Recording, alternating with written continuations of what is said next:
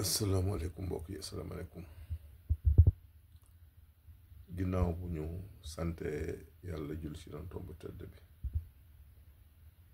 sallallahu alayhi wa sallam ñu ne li nuyu leen ñaanal jàmm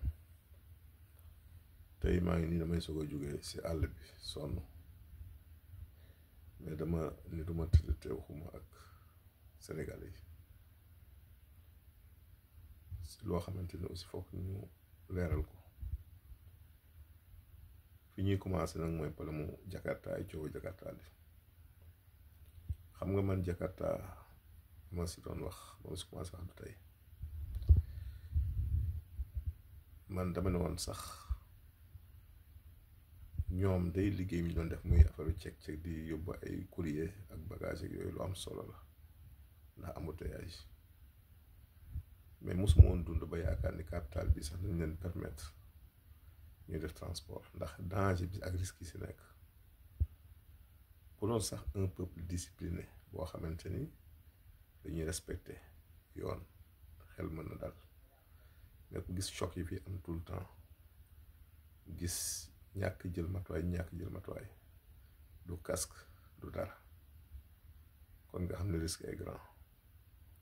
waxuma laa nga jël léeg-léeg nit supporté wala teg ñaar nit sa ginnaaw pour benn risque mais suñ demee may leen loolu ñu mën a yàpp nit kooku duñ si war a sant yàlla te it kii leen di wutloo mënta ñàkk parce que xam nga loolu pour seen sécurité la xam nga nit ki daw am këyit am assurance lu bon mu wóor leen tey bon boo defoon choc kenn ñaanu ko yàlla mais di nga am lu mën a assuré dara la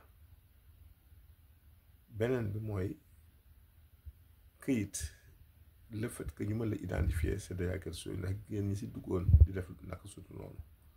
su boobaa dina mën a wàññi loolu ndax suñ la jëlee sa kii dañu mën a topp ba xam foo nekk kon yooyu dafa am solo te it kuñ may délai 3 weer 28 000 si dégg-dégg mën na bari mais boo ko diisee yàlla rek te sabablu si kàttanu yàlla fii 3 weer mën nga ko am ndax yàlla bàyyiwu leen te it ñu xam ni métier bi man jàpp mën a sax dañ si war a sax ñaan yàlla sax si jaar la rek mais bu réew mi soppi ko ba li ñu mébét am man am naa yaakaar ni yeneen buntu na ubbeeku yoo xamante nañ fàtte mi waxu Jakarta kon loolu nit daf si war a bàyyi xel beneen bi nag mooy bu ñu pressé loolu am assurance baax na am kayit baax na mais li ñuy gis si assurance bi aussi lu état bi war a lijjanti la man gis naa ñoo xam ne ay accidenté lañ mais bala ngay jot sa xaalis lu ne ngay daj lu ne këyit dañ lay toppatooloo bala nga ko lijjanti boo deful ndànk yow da ngay mujj découragé bàyyi ko ñoom man sama oto ba yàgg na am ay problème mais mosuma si xalaat assurance damay dem jël suma xaalis ma réglé ko sama bopp damay xam ne topp ba ma si topp jaru ko beneen bi mooy boo demee sax ba lijjanti war si jot avocat ba koy lijjanti man gis naa si ñoo xam ne ay seeni parents décédé ñu leen seen xaalis ba léegi daanaka lañ sa avocat bi lekk moo ëpp ñoom lañ si jariñoo loolu lu war a diggante nit ki am problème dem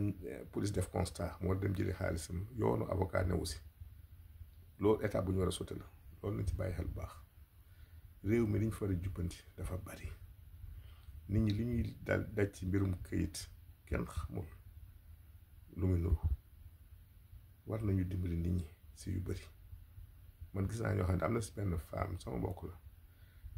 ba waajuram gaañoo lu ne daj na si pour entrer dans ses fonds ba mu demee ba avocat bi jël ko dafa tëdd si xaalis bi man maa mujj réagir ni ko nag boo deful man je vais parler c'est su ko reculer ñaan ma lijjanti xaalis jox ko c'est des choses yu doy waar te muy am si réew mi beneen bi aussi kii moom dama koy wax di ko wax nit ñi ñu bàyyi xel si lenn Ablaye Wade jàmbaar la liggéey na lan moo ko fi jële bëggoon a xaabaabal